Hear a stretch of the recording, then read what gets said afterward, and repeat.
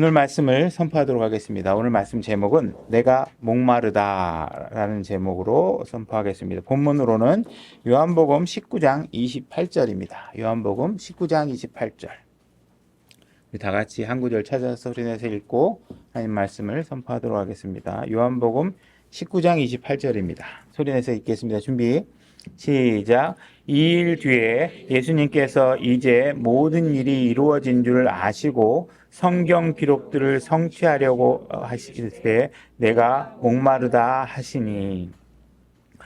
여러분들이 잘 아시는 구절이시겠지만 어쨌든 이 말씀은 예수님께서 십자가에서 숨을 거두시기 마지막에 언급하신 말씀입니다. 그래서 예수님께서 내가 목이 마르다 이런 말씀을 하셨는데 우리가 이렇게 평범하게 볼 수 있는 말이기도 하지만 우리가 이분이 어떤 분인가를 좀 생각해 보면 잘 이해가 안 되는 말씀이기도 합니다.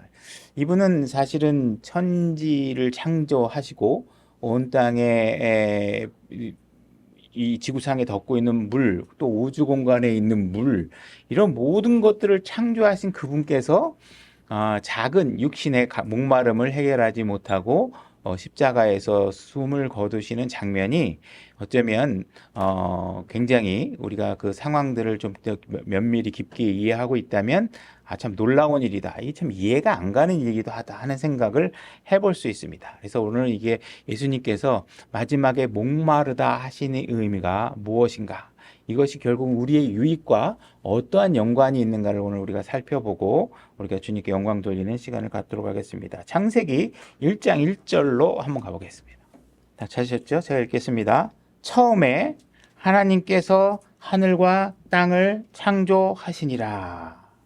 자, 여기서 보면 하늘과 땅을 창조하실 때 이 창조에서 모든 창조의 기원이 사실은 물질에 있는 것이 아니라 하나님에게서부터 시작되고 있다. 이 말씀을 하고 있고, 처음에 in the beginning 이 말은 사실은 제가 이제 다른 기초 성경 공부 때도 말씀드렸지만 이것은 예수 그리스도를 이야기하고 있는 그런 표현입니다. 그래서 처음이자 마지막이시고, 그죠? in the beginning 이 말은 거의 예수 그리스도 안에서 모든 것들이 시작됐다는 의미를 얘기하고 있습니다. 그래서 인격이시고 창조주이신 하나님으로부터 모든 것이 기원되었다 이 말씀을 하고 있는 것이고, 자, 2절 땅은 형태가 없고 비어 있으며 어둠은 깊음의 표면 위에 있고 하나님의 영광은 물들의 표면 위에서 움직이니라. 이렇게 물들이라는 표현이 나오죠. 그래서 이 사실은 우리가 일상적으로 물이라는 것은 복수 형태를 취할 수 없는 단어이기는 합니다. 근데 지금 여기서 성경에서는 waters라고 해가지고 복수 형태를 취하고 있다는 것은 일단 우리가 뭐 다른 의미가 더 발견되면 말씀드릴 수 있겠지만 지금 우리가 발견할 수 있는 건 이건 물이라는 건 이 어마어마하게 큰 물들을 말한다. 이렇게 이해할 수 있습니다. 6절로 가보겠습니다. 6절. 하나님께서 이르시되 물들의 한가운데 궁창이 있고 또 그것은 물들에서 물들을 나누라 하시고. 그래서 지금 제가 읽는 구절들이 창세기에 지금 이 초반에 나오는 성경의 표현들이 보게 되면 물들이라는 표현이 계속 반복돼서 나오고 있는 것을 관찰할 수 있습니다. 그래서 물들 이런 표현들이 나오고 있죠. 7절. 하나님께서 궁창을 만드사 궁창 위에 물들에서 궁창 아래 물들을 나누시니 그대로 되니라. 하나님께서 궁창을 하늘이라 부르시니라. 그 저녁과 아침이 둘째 날이더라. 9절. 하나님께서 이르시되 하늘 아래 물들은 한 곳으로 함께 모이고 마른 육지를 드러내라 하시니 그대로 되니라. 하나님께서 마른 육지를 땅이라 부르시고 물들이 함께 모인 것을 바다들이라 부르시니라. 하나님께서 보시기에 좋았더라. 그리고 13절에 그 저녁과 아침이 셋째 날이다. 이렇게 얘기하고 있습니다. 하나님께서 이 3일간의 천지 창조를 하시면서 물과 물들에 대한 이야기들을 계속 반복해서 하고 있습니다.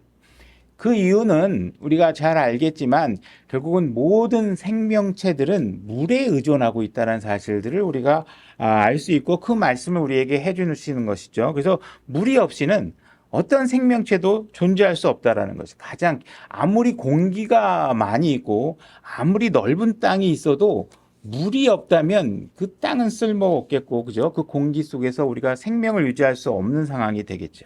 자, 이사야서 40장 11절로 가보겠습니다. 이사야서 40장 11절. 제가 읽겠습니다. 그분은 하나님을 말씀하는 것입니다. 그분께서는 목자같이 자기 양떼를 먹이시고 어린 양들을 자기 팔로 모아 품에 안아 옮기시며 어린 것들과 함께하는 어미들을 부드럽게 인도하시리로다. 하나님께서는 당신의 팔을 언급하시면서 이 팔로 내가 내 양들을 다 먹이고 다 관리할 수 있고 다 어쨌든 간에 돌볼 수 있다 이렇게 얘기를 하고 있죠. 그러면 이런 하나님의 팔이 도대체 어떤 능력을 갖고 있길래 그런 일들을 다 할 수 있느냐, 이런 궁금증이 생기겠죠. 그래서 하나님께서는 그 팔이 어떤 힘을 갖고 있기 때문에 그렇게 얘기하고 있는지에 대해서 성경이 얘기하고 있는 바를 우리가 이제 계속 읽어나가게 될 것입니다. 그런 측면에서 우리가 12절 보게 되면 누가 자기 손바닥으로 물들을 대고, 하나님께서는 지금 자기 팔이 있고 팔 끝에 손바닥이 달려 있는데 그 손바닥의 능력이 어떤 것이냐 하면 그 손바닥으로 물들을 측정한다 이렇게 돼 있습니다. 여기 물들 복수로 돼 있죠. 그래서 이거는 그냥 우리가 쓰고 있는 작은 수준의 호수나 물을 얘기하는 게 아니라 어마어마한 대양의 바다에 해당하는 그 이상의 물들을 얘기한다고 할 수 있겠죠. 그러니까 그분의 손바닥으로는 그냥 바다들의 무게를 잴 수 있을 정도의 능력을 갖고 있다. 뼘으로 하늘을 재며 되로 땅의 먼지를 담고 큰 저울로 산들을, 작은 저울로 작은 산들을 달았느냐. 하나님께서는 자신의 팔로 그냥 이 산맥 대륙 하나 정도는 이렇게 들어서 이게 무게가 얼마나 되는구나 이게 알 수 있을 정도의 능력을 갖고 있다는. 그래서 이 팔이, 하나님의 팔이 어마어마한 능력을 갖고 있다라는 걸 표시하면서 그 말씀의 표현 중에 물들을 우리가 측정할, 그 어마어마한 크기의 물들을 측정할 수 있는 분이다 이렇게 얘기하고 있는 것입니다. 13절. 누가 주의 영을 지도하였으며 혹은 그분의 좋은 자가 되어 그분을 가르쳤느냐. 그분께서 누구와 의논하셨으며 누가 그분께 교훈을 주고 판단의 공의의 길로 그분을 가르쳤으며 그분께 지식을 가르치시고 명철의 길을 그분께 보이셨느냐. 보라, 민족들은 물통에 한 방울 물 같고, 그러니까 우리가 민족들 이렇게 얘기하는 것들이 어마어마한 인구의 숫자라 그래도 하나님께서 보면 뭐하냐면 요만한 양동이에 물 한 방울이 수도꼭지에서 똑 떨어지는 정도의 크기밖에 안 된다는 거예요. 그렇게 표현을 하고 있는 것이죠. 물 같고 저울의 작은 먼지같이 여겨지느니라. 보라, 그분께서는 매우 작은 것들을 드시고 섬들을 드시나니. 하나님께서는 그냥 미국 대륙 그러면 그냥 아주 작은 거예요. 물방울 같은 정도의 크기라는 것이죠. 그래서 하나님의 이 팔이라는 것은 다가올 날에 온 땅의 민족들과 이 땅을 세계를 지배하고 통치하고 다스릴 힘을 갖고 있는데, 이 팔 끝에 그 힘을 묘사하면서 그 팔 끝에 손바닥이 있고 그 손바닥으로는 창세기 1장의 물들을 측정할 수 있는 어마어마한 능력이 있다, 이런 얘기를 하고 있는 것이죠. 그래서 이 팔이 얼마나 강한지, 얼마나 이 팔의 힘이 위대한지, 하나님이 얼마나 장엄하시고 크고 웅장하시고 하신 분인지에 대해서 설명하고 있는 것이죠. 그래서 우리가 이 땅을 보게 되면 홍수가 일어나면 땅의 지형이 바뀌고 땅의 모양이 바뀌고 모든 건물들을 부서뜨릴 수도 있고 이런 어마어마한 홍수의 힘, 이런 생명, 때로는 또 생명을 주는 힘, 이 물이 있어야지만 모든 생명들이 피어나고 하니까 이런 어마어마한 힘들이 있지만 물 같은 것들에 그보다 더 위대하신 분은 그 물들을 되시고 물들을 측정하시고 이렇게 하실 수 있는 그 하나님이 그에 비하면 어마어마하게 더 위대하신 분이시다 하면서 이제 물들을 가지고 이제 표현을 하고 계십니다. 자, 그다음에 출애굽기 17장 1절로 한번 가보겠습니다. 하나님께서 이집트의 노예로 살고 있는 히브리 민족을 출애굽시켜서 구원하셔서 이제 광야로 이끄시게 됩니다. 근데 이 광야에 나와서 약 40년간 돌아다니시게 돼요. 돌아다니게 이끌어 가시는 거예요. 40년간 이 민족들이 가나안 땅에 들어가기 전에 40년 동안 거기 배회를 하고 있죠. 근데 여러분들 아시다시피 이 광야라는 곳은 식당이 있거나 주유소가 있거나 숙박시설이 있거나 수도시설이 있거나 그렇지 않아요. 이들에게 지금 어떤 문제가 직면하고 있냐면 물이 없는 상황에 직면하게 됩니다. 17장 1절입니다. 제가 읽겠습니다. 이스라엘 자손의 온 회중이 주의 명령에 따라 흰 광야에서 떠나 자기들의 여정대로 이동하여 르비딤의 장막을 쳤으나 거기에 백성이 마실 물이 없었으므로, 이렇게 얘기하고 있습니다. 지금 이집트에서 히브리 민족이 100만 명 이상의 민족이 나왔는데 이 100만 명 이상의 민족들이 광야에 들어와서 직면하고 있는 문제는 뭐냐면 마실 물이 없다라는 거예요. 마실 물이. 이 보통 문제가 아니죠. 그죠? 마실 물이 없다는 건 그게 불편하다는 정도가 아니라 뭐에 생존에 관한 문제가 여기에 걸려 있는 것이죠. 2절 백성이 모세에게 다투며 이르되 우리에게 물을 주어 우리가 마시게 하라. 하니 모세가 그들에게 이르되 너희가 어찌하여 나와 다투느냐 너희가 어찌하여 주를 시험하느냐 하니라. 지금 백성들은 현실적인 문제 때문에 모세에게 불평을 하고 있는 것이죠. 하지만 모세의 입장에서는 정말 황망한 불평을 듣고 있는 거나 마찬가지예요. 모세의 입장에는 지금 하나님이 이끄시는 대로 이렇게 나왔는데 지금 자기에게 보잘것없는 자기에게 물을 달라고 하니까 자기가 지금 무슨 생수통을 어디다 숨겨놓고 있는 것도 아니고 물 저장 탱커를 자기가 갖고 있는 것도 아닌데 지금 모세에게 사실 어떻게 보면 그 어마어마하게 무리한 요구를 하고 있는 것이죠. 어떻게 갑자기 이 10만, 100만 명이 넘는 이 사람들을 어떻게 갑자기 물을 먹일 수 있겠어요. 그러나 이들의 백성들은 사실 현실적이고 진짜 지금 죽음에 직면할 수 있는 절박한 상황에서 그것을 요구하고 있는 것이죠. 3절 거기서 백성이 목말라 물을 찾으며 백성이 모세에게 불평하여 이르되 어찌하여 당신이 이처럼 우리를 이집트에서 데리고 올라와 우리와 우리 자녀와 우리 가축이 목말라 죽게 하느냐 하니 100만 명 이상의 민족이 나왔고 그들이 데리고 나온 가축들까지 그 숫자까지 하면 물에 필요한 그 용량이라는 건 어마어마하겠죠. 그죠?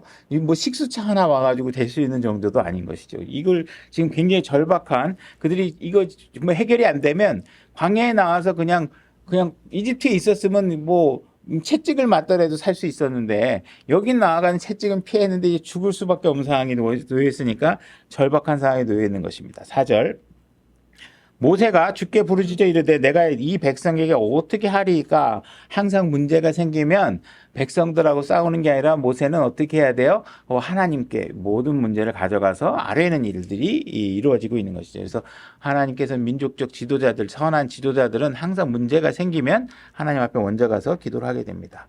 그래서 어찌하리까 그들이 내게 돌을 던지려 하나이다 하매 지금 이게 내가 돌에 맞아 죽게 생겼다 이거예요. 지금 이게 잘못됐다가 하나님 도대체 어떻게 하면 좋습니까? 주께서 모세에게 이르되 백성 앞을 지나고 이스라엘 장로들을 데리고 가라. 내가 강을 칠 때 쓰던 네 막대기를 내 손에 잡고 가라. 보라 내가 거기서 호렙에 있는 반석 위에서 내 앞에 서리니 너는 그 반석을 치라. 그 반석에서 물이 나오리니 백성이 마시리라 하심에 모세가 이스라엘의 장로들 앞에서 그대로 행하니라. 이 상황은 지금 어쨌든 그 바위를 쳤더니 어마어마한 물이 나와서 지금 100만 명 이상이 함께 나왔던 사람들이 목을 축였을 뿐만 아니라 그들과 함께 나왔던 가축들까지도 모든 물을 마시고도 남을 정도의 물이 계속 공급되었던 것이죠.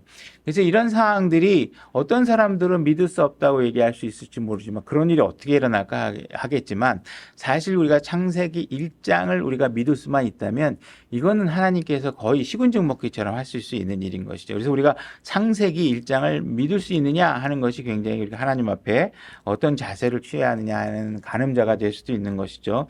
그래서 하나님께서는 이 물을 만드시기도 하시고 거대한 대양의 물을 손바닥으로 측정까지도 하시고 그 다음에 모세와 함께 이끌려 나오는 100만 명 이상의 백성들을 순식간에 물을 공급하실 수 있는 능력을 갖고 있는 분이 바로 하나님이시다. 이 사실을 성경에서 우리에게 알려주고 있고 우리의 삶과 우리의 생명이 유지될 수 있는 것은 물에 달려있다.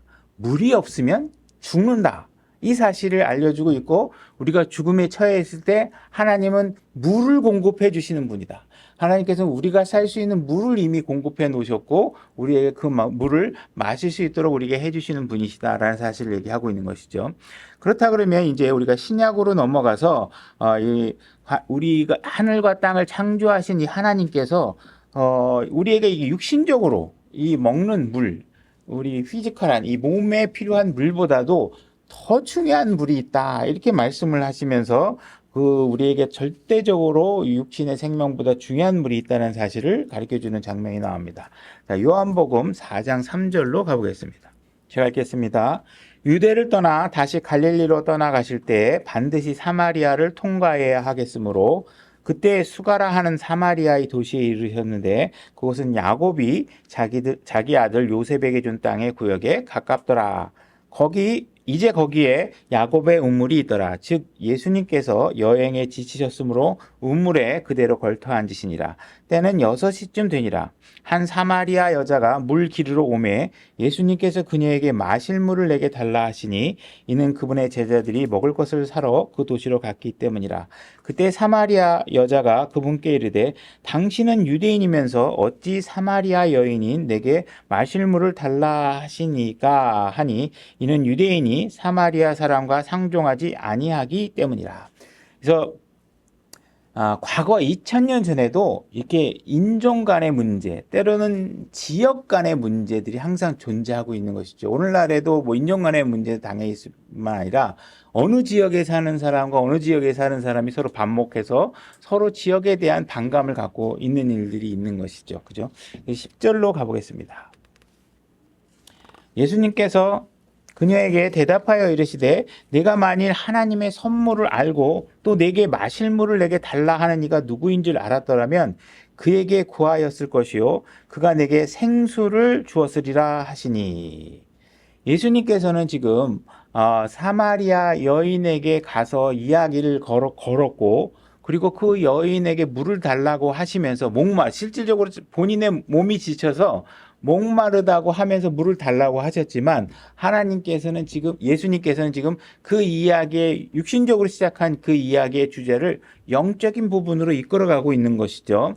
그래서 사마리아 여인은 지금 대화를 이어나가기 위해서 인종 간의 문제를 이야기하고 있는데 하나님께서는 그 인종 간의 문제에 관해서 다시 말해서 육신적인 어떤 다툼이 있는 문제에 관해서는 전혀 대화를 이어나가실 의사가 없으시고 곧바로 영적인 문제로 이야기를 하고 계시는 것입니다. 그래서 너에게 생수가 필요하다. 그리고 내가 이것을 너에게 줄 수 있다. 이 사실의 대화로 이어나가려고 하시는 것인데 이 상황을 우리가 좀 보면 굉장히 좀 어떻게 보면 좀 이상한 대화가 진행된다 이렇게 볼 수도 있어요. 왜냐하면 예수님께서 지금 목이 말라서 우물가에 왔고 실제로 그분이 마실 수 있는 육체적 갈증을 해결할 수 있는 우물이 지금 앞에 있고 이 여인도 물을 기르러 와서 똑같은 목적지에 도착해 있고 그 여인은 자기가 물을 기르러 온 도구로 물을 기르면 되는데 지금 이 예수님께서는 지금 내가 물을 줄 수 있다, 뭐 생수를 줄 수 있다 이런 얘기를 하니까 이 상황이 좀 묘하게 그러니까 이 사마리아 여인도 이 대화를 같이 주고받고 싶지만 이야기의 초점이 금방 잡히지 않기 때문에 굉장히 혼란스러운 상황에 놓여 있는 것이죠. 사실 우리가 알고 있는 우리 모든 결과의 답을 알고 있는 우리 입장에서 이 대화는 사실 명확하죠. 우리가 예수님께서는 지금 너에게 육체적 갈증을 해결할 수 있는 물보다 더 중요한 물을 내가 줄 수 있다. 그 물을 줄 수 있는 사람이 바로 나다. 이 이야기를 지금 하고 있는 것이고 너에게 영적인 갈증을 해결해 줄 수 있는 게 육신적인 갈증을 해결하는 것보다 더 중요하다. 이 사실을 지금 얘기해 주고 싶어 하는 것이죠. 11절 여자가 그분께 이르되 선생님이여 선생님께서 물 기를 그릇도 없고 이 우물을 깊은 데서 선생님이 어디서 그 생수를 얻나이까. 그죠? 헷갈리는 거죠. 지금 무슨 얘기를 하시는 것이지?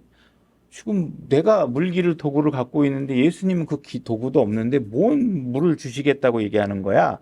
어쨌든 이 여인이 이 반응하는 거를 보면 굉장히 적극적으로 나이스하고 친절하게 반응을 하는 걸로 봤을 때 이미 벌써 이 여인의 마음은 굉장히 많이 잘 준비되어 있다는 것을 볼 수 있습니다. 우리가 복음을 전하다 보면 이렇게 대화 안으로 끌어들어오는 사람이 많지 않죠. 방어 기제로 뭐 말 걸지 마세요. 그러고 쓱 피하거나 뭐 예를 들어서 뭔가 접근하려고 그러면 이상하게 바라보고 예수 그리스도 복음에 대한 핵심 내용으로 사람들이 들어오지 않으려고 하고 있는데 이 여인은 지금 굉장히 순수하게 뭔가 알 듯 모를 듯 하면서 이야기 속에 지금 깊게 끌려 들어가고 있는 상황입니다. 12절 우리 조상 야곱이 이 우물을 우리에게 주었고 또 여기서 그와 그의 아이들과 그의 가축들이 마셨는데 선생님이 그보다 더 크시니까 하매 지금 뭔가 지금 이 여인은 갈피를 잡기 얻기 위해서 노력하고 있는 모습이 보이고 있는 것이죠.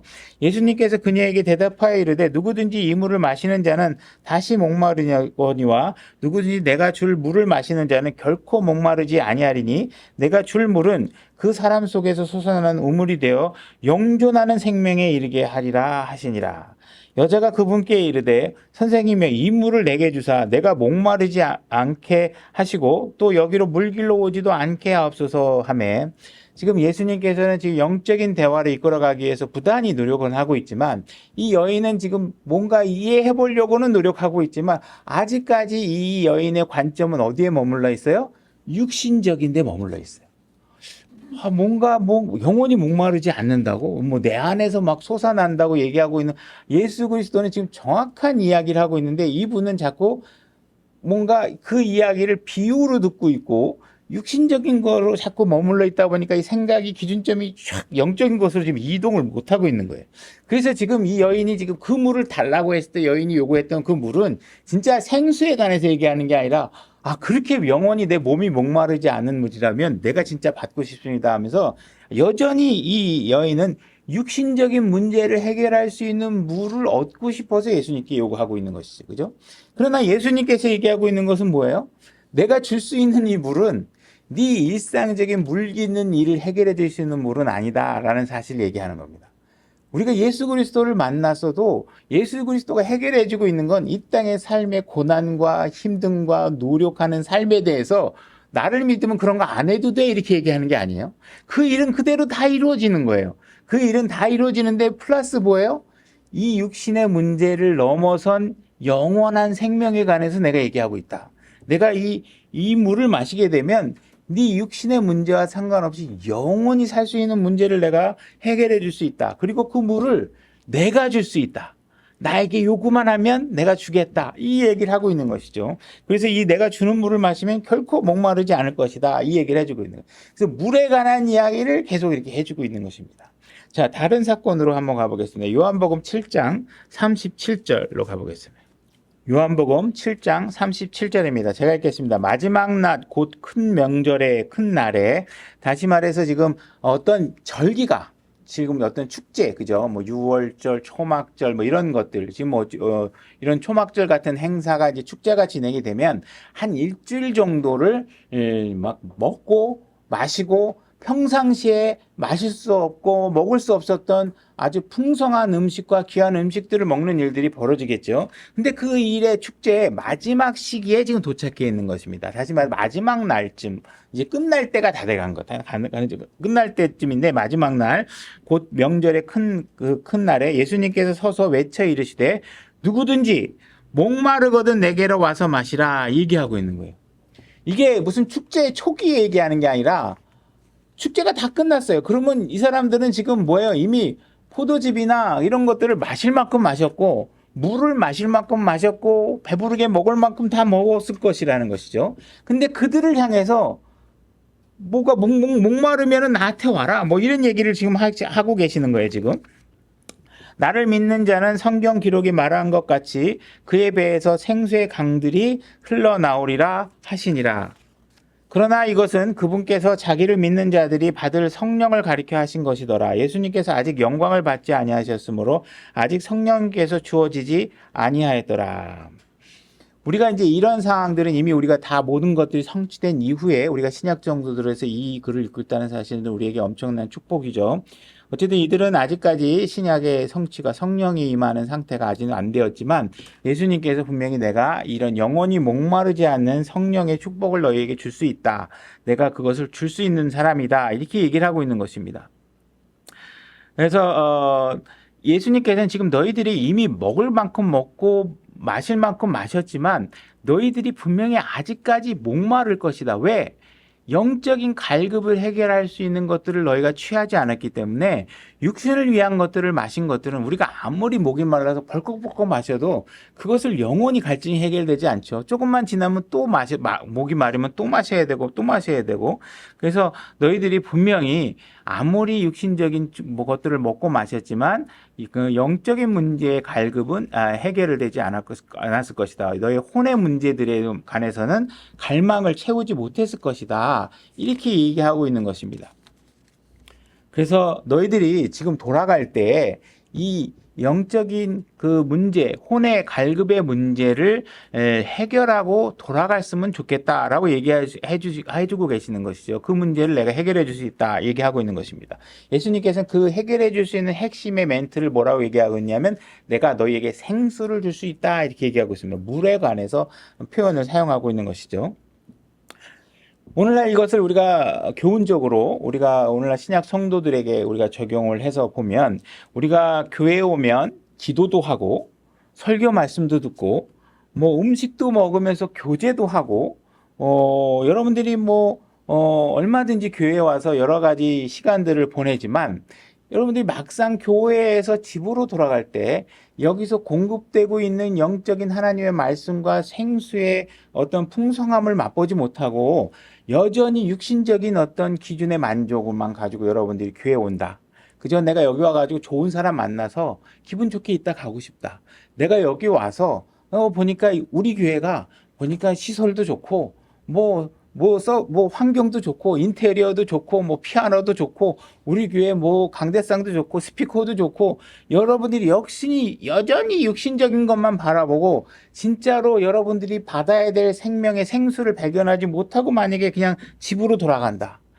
그러면 이게 지금 이 축제를 일주일 내내 즐기고 돌아간 사람들과 똑같이 영적인 문제를 해결하지 못하고 영원한 생수의 문제를 해결하지 못하고 돌아가는 상황과 똑같은 상황이 벌어질 수 있다는 것이에요. 여러분들이 여기 왔으면 이 영적인, 이 물질적인, 환경적인 이런 어떤 우리 금전 만능주의적인 사고를 통해서 교회를 바라볼 것이 아니라 정말 이 교회가 내가 영원히 목마르지 않을 그 영원한 생수, 공급받을 수 있는 생수가 쏟아져 나오는 곳인가, 그걸 내가 발견하고 가는가, 이것들을 우리가 심각하게 발견할 수 있는 상황이 안 되면 심각한 문제가 발생한다는 것이죠.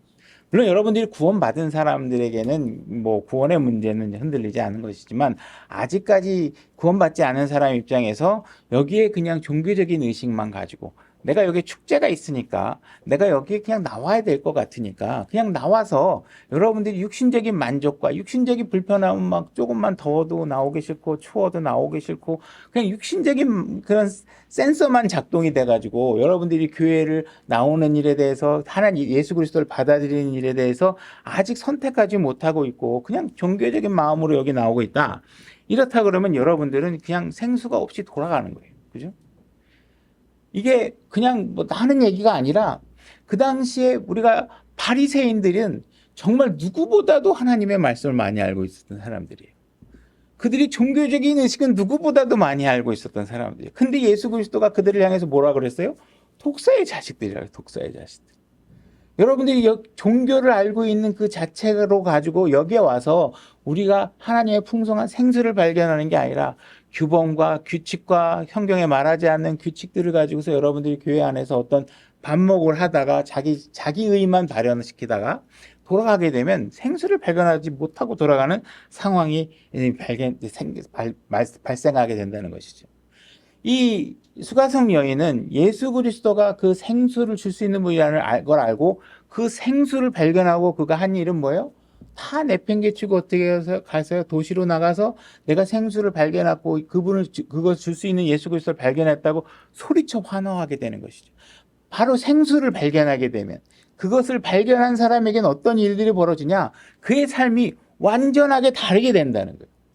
그 전에는 어떻게 해요? 그냥 세상 일과 지금 내 눈앞에 벌어지는 일이 가장 중요하다고 여겼던 사람들이 이제 무엇보다도 예수 그리스도가 중요하다는 사실을 알게 되고 그분을 받아들이는 일이 얼마나 중요하고 그분을 기쁘게 하는 일이 사실은 내가 손해나는 일을 하는 게 아니라 오히려 더 큰 축복을 받은 일을 하게 된다는 사실들을 발견하게 된다는 것이.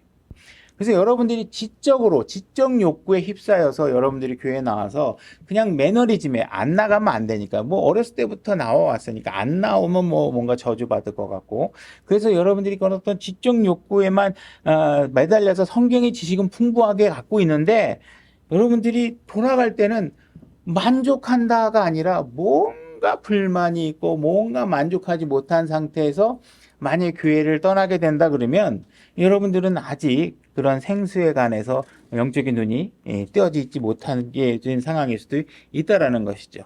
그래서 그 생명수를 예수 그리스도 안에 있는 그 생명수를 여러분들이 발견하셨다면 또 끊임없이 공급되는 하나님 말씀 속에서 여러분들이 이 세상에서 오염되지 않은, 그죠? 세상에 여러분들이 얼마나 많은 노이즈들이 있어요. 그죠? 자식들 교육시키는 것도 이제 하나님 말씀과는 정반대에 위배되는 말씀으로 자녀들을 해야 되고, 웬만큼 죄를 져도 그걸 훈계하지 못하게 되고 매를 들 수 없는 상황이 되고, 그러나 하나님 말씀은 어쨌든 간에 오늘날도 영원히 동일하게 우리가 잘못하면 잘못한 자녀들에게 매를 댈 수도 있어야 돼. 그것이 더 큰 죄를 짓지 않도록 할 수 있다라는 그런 말씀의 생명의 말씀들이 공급들이 여러분들이 영적으로 눈이 떠서 받아들여져야 된다. 그게 받아들이지 않으면 굉장히 영적으로 여러분들이 혼의 갈급함을 해결하지 못한 채, 구원받지 못한 사람은 혼의 갈급함을 해결하지 못한 채 이제 돌아가는 상황이 되겠죠. 자, 요한복음 19장 28절로 다시 본문으로 오겠습니다. 본문을 다시 읽어보겠습니다. 본문으로 삼은 19장 28절. 이 일 뒤에 예수님께서 이제 모든 일이 이루어진 줄 아시고 성경 기록을 성취하시려고 이르시되 내가 목마르다 하시니라. 제가 초반에 서두에 얘기했지만 우리가 쉽게 이해하기 어려운 표현일 수 있다. 왜냐하면 이 모든 물들을 만드신 그분께서 어떻게 목마르실 수 있겠는가? 이분은 하나님의 아들이시고 죄인들을 향해서 내가 너희를 영원히 목마르지 않게 해주겠다고 말씀하셨던 분인데 이분이 어떻게 지금 나는 목이 마르다 이 얘기를 하고 계시는 걸까? 왜 다른 사람은 목마르지 않게 해주시겠다고 하셨던 이분이 본인이 목마름으로 숨을 거두고 있는가? 정말 이해하기 어려운 상황이다. 이렇게 볼 수 있겠죠. 29절. 이제 거기에 식초가 가득히 담긴 그릇이 놓여 있으므로 그들이 해면을 식초로 적신 뒤에 우슬초에 달아 그분의 입에 대니라. 여러분들이 목이 마르다. 지금 여러분들이 갈증이 난다. 그런데 여러분들이 편의점에 들어가서 그 갈증을 해결하기 위해서 식초를 사서 들어서 마시는 사람이 있을까요? 그런 사람이 있을 수 없잖아요. 식초를 어떻게 마셔요? 당연히 물을 마셔야 되겠죠. 결국은 이 상황은 뭐예요? 예수 그리스도가 사실은 육신적인 입장에서 지금 목이 마른 상태인데 그것을 바라보고 있는 사람들은 그 상황을 조롱하고 있는 거예요. 그래서 오히려 식초를 적셔서 너 목말라? 그러면서 식초를 입에다 막 대고 있는 거예요. 네가 하나님의 아들이야? 막 이러면서 이제 조롱하고 있는 것이죠. 이거는 완전히 조롱과 모욕이 담긴 행위로 볼 수 있는 것입니다. 예수님은 지금 목이 마르다, 물을 달라고 외치고 있지만 어느 누구도 지금 예수 그리스도에게 물을 주지 않고 있다는 것이에요. 30절. 그러므로 예수님께서 식초를 받으신 뒤에 이르시되 다 이루었다 하시고 머리를 숙이신 뒤에 숨을 거두니라. 예수님께서는 목이 마르다고 하셨지만 아무도 물을 가져다 주지 않았고 결국은 예수님께서는 입안에 식초를 발라주는 사람들의 행위만을 마지막으로 해서 그분은 돌아가셨어요. 다시 말해서 예수님은 왜 육신적으로 지금 죽으셨느냐? 목이 말라서 물이 없는 상태로 죽으셨다고 성경이 얘기하고 있는 것이에요. 예수 그리스도에게 누군가가 물을 갖다 줬다면 조금 생명이 연장될 수 있겠죠. 영원히 안 죽을 수는 없겠지만 지금 마지막에 숨을 거두시는 장면이 뭐냐면 내가 목이 마르다. 그래서 나는 죽는다. 이분은 우리가 목마를까 봐 너희들에게 목이 마르지 않게 해주시겠다고 하시면서 우리의 목마름에 안도감을 주셨던 분이신데 그분이 바로 목이 말라서 죽고 계신다는 것이에요. 이분의 목이 마름이 얼마나 목이 말랐는지 시편에서 이렇게 기록하고 있습니다. 시편 22편 15절로 가보겠습니다. 내 힘은 질그릇 조각같이 마르고 내 혀는 내 턱에 붙었나이다. 주께서 또 나를 사망의 티끌 속에 두셨나이다. 얼마나 목이 말랐는지 혀를 입안에 아무리 돌려봐도 물 한 방울도 있지 않고 내 입안의 상태가 어떻다는 거예요? 질그릇 조각 같다라는 거예요. 그냥 도자기 깨진 조각 같아가지고 입안이 바싹 말라서 어떻게 됐다는 게 사망에 놓이게 됐다. 이렇게 얘기를 하고 계시는 것이에요. 우물가의 여인에게 생수를 주겠다고 하셨던 분, 바로 그분이 지금 이런 갈증 안에서 돌아가시고 계신다는 거예요. 여러분들에게 영원한 생명의 물을 주시겠다고 하셨던 분, 그분이 여러분 안에 영원히 샘솟는 영원한 생수를 주시겠다고 하셨던 분, 그분이 지금 이렇게 목마름으로 돌아가시고 계신다는 것이죠. 제가 여러분들에게 예수 그리스도를 믿으면 구원을 받을 수 있습니다. 그분을 생수로 여러분들이 여기시고 받아들이게 되면 구원을 받으십니다. 이렇게 얘기할 수 있는 것은 왜 그러느냐? 바로 이분이 여러분들을 살리기 위해서 돌아가셨기 때문이고, 여러분들에게 축복을 주기 위해서 그분이 고난 가운데 죽으신 것이고, 그분이 여러분들이 영원한 생수 가운데 목마르지 않게 있게 하기 위해서 그분이 바로 여러분이 있어야 될 그 자리에서 목마름으로 돌아가시는 일이 벌어졌기 때문에 그렇다는 것입니다. 그래서 그분이 지금 이런 목마름으로 돌아가심으로 인해서 여러분들에게 목마르지 않은 엄청난 축복을 주는 놀라운 장면이 십자가에서 벌어지고 있었다는 사실입니다. 자, 우리가 누가복음 16장 19절로 가보겠습니다. 누가복음 16장 19절입니다. 제가 읽겠습니다.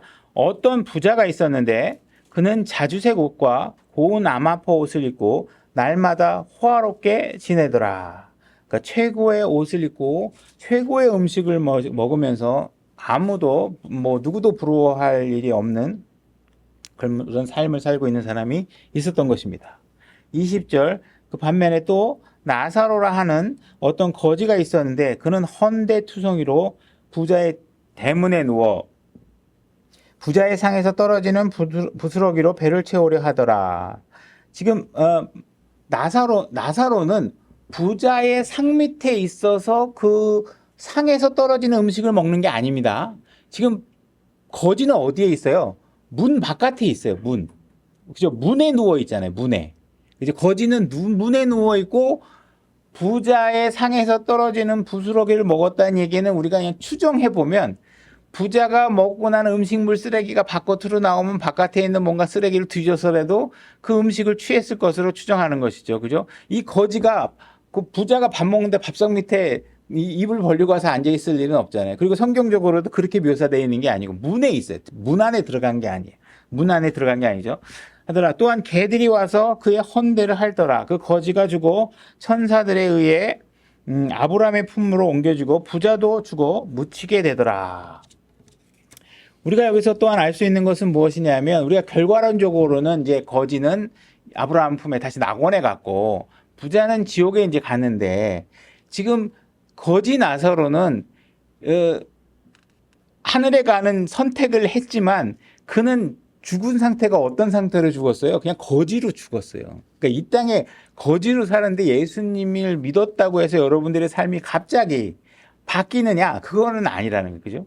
부자가 되느냐 아니냐는 여러분들의 노력이나 주어진 환경이나 하나님의 허락하심에 따라 다양하게 일어날 수 있겠죠. 그런데 여러분들이 하나님을 믿었다고 해서 부자가 갑자기 드디어 너를 부자로 만들어주겠다고 해서 부자하고 같이 겸상할 수 있는 상황이 만들어지는 건 아니라는 사실들을 명심할 필요가 있는 것이죠. 그런데 문제는 결국은 이 땅의 삶은 엄청나게 짧고 영혼은 어마어마하게 기니까 거지로 잠깐 짧게 사는 것이 부자로 짧게 잘 사는 것보다 어때요? 사실은 부자로 잘 사는 것 자체가 큰 의미가 없잖아요. 그죠? 큰 의미가 없는 거예요. 그죠? 그러니까 우리가 어떤 짧은 지금 삶이 때로는 어떤 사람에게 고난이 주어지고 때로는 부유하게 살 수 있는 게 있지만 여러분들이 부자로 산다고 근심 없이 사는 게 아닙니다. 부자로 살면 가난한 사람보다 근심거리가 훨씬 더 많다는 사실들을 아셔야 돼요. 그죠? 얼마나 걱정거리가 많아요. 더 많은 걱정거리를 갖고 살아야 돼요. 그죠? 저도 뭐 이렇게 드라마 같은 거 보면 진짜 저런 부자들은 그냥 검사도 알아야 되고 뭐 다 이렇게 하는 건가 뭐 그렇지 않고서는 그 부를 축적하면서 일어나고 있는 수많은 불법과 합법의 경계선상에서 자신을 유지하면서 그거를 가려고 그러면 얼마나 머리 아프고 그거를 하겠어요. 직원들 막 따지고 뭐 하고 이런 거 살려고 그러면 그냥 속 터지는 일들이 사실 드라마의 화려한 것만 보지 마시고 그런 것 어쨌든 짧게 사는 것은 길게 사는 게 비하면 별 의미가 없는 것이죠. 그래서 우리가 이 영원한 세상에 우리가 초점이 맞춰줘야 할 필요가 있는 것이죠. 부자도 죽어 묻혔다. 이 이야기는 죽음이라는 것은 부자라고 해서 피해가 지지 않는다.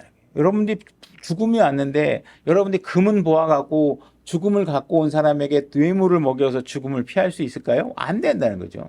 그럼 가난한 사람은 어떠냐? 난 가난하니까 나는 착하게 살았기 때문에 가난한 거야. 이런 변명을 할 수 있는 거예요? 안 돼요. 가난한 사람도 죄인이고 부자도 다 죄인이에요. 가난해도 죽고 부자도 죽어요. 우린 죄를 지으면 다 죽게 돼 있어요. 그죠? 아, 나는 불쌍하니까 나같이 억울하게 산 사람은 하나님이 봐주실 거야. 그런 거 없다라는 거예요. 그런 거 없다라는 거예요. 그러니까 제가 얘기하는 게 지난번에 설교가 뭐예요? 우리가 성경에서 얘기하고 있는 의롭다 이 기준은 내가 얘보다 좀 나아 이게 아니고 뭐예요? 하나님과 같은 의를 얘기하는 거예요. 그 심판의 기준이에요. 그 심판의 기준에 맞아야 하늘나라 들어가는 거예요. 근데 그 기준은 우리가 취할 수 없잖아요. 그죠? 예수 그리스도를 믿는 것 말고는 방법이 없어요. 그러니까 그런 사실을 이해하시면 내가 죽는 것은 누구도 피해갈 수 없어요. 내가 좀 억울한 일을 당했다고 하나님이 봐주시거나 그렇게 하실 수 없는 것이죠. 16장 23절 그가 지옥에서 고통 중에 눈을 들어 멀리 아브라함과 그의 품에 있는 나사로를 보고 소리를 지르며 이르되 아버지 아브라함이여 내게 긍휼을 베푸사 나사로를 보내어 그가 그의 손가락 끝에 물을 찍어 내 혀를 서늘하게 하소서 내가 이 불꽃 가운데서 고통받나이다 하거늘 성경에서 지금 우리가 무엇을 보여주고 있냐면 한 사람이 지옥에 놓여 있는 사람을 보여주고 있어요. 그 지옥에 놓여 있는 사람이 처음으로 입을 열어서 외친 말이 뭐냐 하면 물 한 방울 손끝에 물 좀 적셔서 내 혀에 적셔달라 이 이야기를 하고 있는 것이죠. 그리고 성경에서 지금 또 한 분을 보여주고 있는데 바로 예수 그리스도 그 한 분을 보여주시고 있는데 이분이 우리의 모든 죄의 문제를 해결하시기 위해서 십자가에 달리시고 맨 마지막에 하신 말씀이 뭐냐 하면 내가 목이 마르다라고 말하고 있는 것이에요. 여러분들이 예수 그리스도를 믿지 않으면 영원히 물 한 방울 맛볼 수 없는 곳에 여러분들이 놓이게 된다는 거예요. 여러분들을 그 상황에 놓이지 않게 하기 위해서 어떻게 하셨어요? 예수 그리스도가 십자가에서 마지막에 목마름으로 돌아가시고 계신다는 사실이에요. 예수님께서 목마르셨기 때문에 여러분들은 더 이상 목마를 필요가 없게 된 상황이 되었다는 것이에요. 여러분들은 예수 그리스도께서 물이 없이 죽으셨기 때문에 물이 없는 곳에 여러분들이 갈 필요가 없는 상황이 되었다는 것이에요. 우리에게 일어날 일들이 바로 그분에게 일어나고 있었던 것이죠. 우리들이 겪어야 될 일들을 예수 그리스도께서 십자가에서 대신 겪고 계신다는 것입니다. 그분이 죽었고 대신 우리가 살게 된 것이고 그분이 목마른 가운데 죽으셨기 때문에 우리가 목마르지 않게 됐다는 것은 우리에게 놀라운 축복이 되는 것입니다. 16장 25절 누가복음 아브라함이 이르되 아들아 너는 네 생전에 너의 좋은 것들을 받았고 그와 같이 나사로는 나쁜 것을 받았음을 기억하라. 그러나 이제 그는 위로를 받았고 너는 고통을 받느니라. 이 모든 것 외에 우리와 너희 사이에는 큰 구렁텅이가 놓여 있어 여기서 너희에게 건너가려고 하는 자들이 갈 수 없고 여기서 오려 하는 자들도 우리에게 건너올 수 없느니라 하니라. 한 사람은 지금 아브라함의 품에 있고 한 사람은 지옥에 있고 그 사이에는 엄청난 깊은 구렁이 있어서 이쪽에서 이쪽으로 갈 수도 없고 이쪽에서 이쪽으로 갈 수도 없어요. 지금 지옥에 있는 사람은 어떤 상황이냐? 물이 한 방울도 없는 곳에서 지금 불 속에서 고통을 받고 있는 상황에 놓여 있는 것이죠. 지금 여기 25절에 보게 되면 부자는 좋은 것들을 받았고 그 다음에 그와 같이 이렇게 되어 있어요. 그래서 우리가 전체 문맥으로 보게 되면 지금 이 부자가 지옥에 간 이유는 그가 부유하게 살기 때문에 간 것이 아니에요. 어떤 사람은 부유하게 살고 likewise 그와 같이 이 사람은 나쁜 것들을 받았다. 살면서 어떤 사람은 우리가 보기에 나쁜 삶을 살고 있고 어떤 사람은 부유하게 살고 있죠. 그러나 이것이 인과관계가 되어져서 지옥에 간 것은 아니라는 것이에요. 그러면 이 사람이 지옥에 간 것은 왜 지옥에 가느냐? 바로 하나님의 말씀의 대언자들이 선포하는 하나님의 말씀을 믿지 않았기 때문이라고 나중에 기결하고 있어요.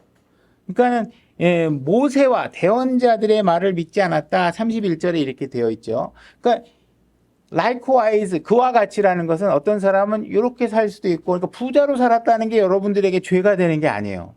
부자로 사는 것 자체가 무슨 죄다 이렇게 얘기하고, 어떤 사람은 부자로 사는 사람이 있고 어떤 사람은 가난하게 사는 사람이 있는 것이죠. 그러나 가난하게 살든 부자로 살든 이게 문제가 되는 게 아니라 뭐가 문제예요? 모세와 대언자의 말을 믿지 않았다는 사실이 문제가 돼서 한 사람은 지옥에 가는 것이고 한 사람은 아브라함의 낙원에 가고 하늘에 우리 오늘날 이제 예수 그리스도의 품으로 가겠죠. 이런 상황에 놓여 있다라는 것이에요. 그러니까 오늘날 기독교가 하나님을 믿으면 여러분들이 잘 살고 부자가 된다고 가르치는 것은, 어떤 사람은 잘 살 수 있고 어떤 사람은 못 사는 것은, 부지런하게 사는 사람은 잘 사는 거고 때로는 게으르다는 측면에서 못 살면 그것도 죄가 있지만, 열심히 살지만 나름대로 크기들이 다 틀려요. 그죠? 어떤 사람은 요 정도 살고 어떤 사람은 이 정도. 어떻게 우리가 모두가 다 이렇게 다 잘 살 수 있겠어요? 그거 자체가 중요한 게 아니라는 거예요. 지금 중요한 건 뭐냐? 기록된 하나님의 말씀을 믿느냐? 이 문제가 우리에게 굉장히 중요한 문제다. 예수님께서 우리의 죄의 문제를 해결하시고 완성된 사역을 우리가 받아들이냐, 받아들이지 않느냐. 이것이 바로 중요한 문제가 되는 것이. 우리의 갈증을 해결할 수 있는 문제는 무엇이냐? 예수 그리스도를 통해서 우리에게 생수가 공급되도록 할 수 있는 것. 그래서 우리가 영원히 살 수 있는 문제가 해결되는 것. 이 문제가 제일 중요하다는 것이죠. 다시 요한복음 19장 28절로 가보겠습니다. 요한복음 19장 28절 제가 읽겠습니다. 이 일 뒤에 예수님께서 이제 모든 일이 이루어진 줄 아시고 성경 기록을 성취하려고 이르시되 내가 목마르다 하시니. 예수님께서는 지금 본인이 목마른 상태에 놓여 있는 것을 막 깜짝 놀라가지고, 내가 도대체 왜, 주님 내가 왜 목마른 거예요? 막 이렇게 하지 않으셨어요. 왜 그러냐? 예수님께서는 자기가 이 목마른 상태로 죽을 것을 알고 계셨어요. 시편에서도 이미 예언을 해놨고, 지금 이 말도 뭐라고 하고 있어요? 성경 기록을 성취하기 위해서 그렇게 하셨다, 이렇게 얘기하고 있는 것이죠.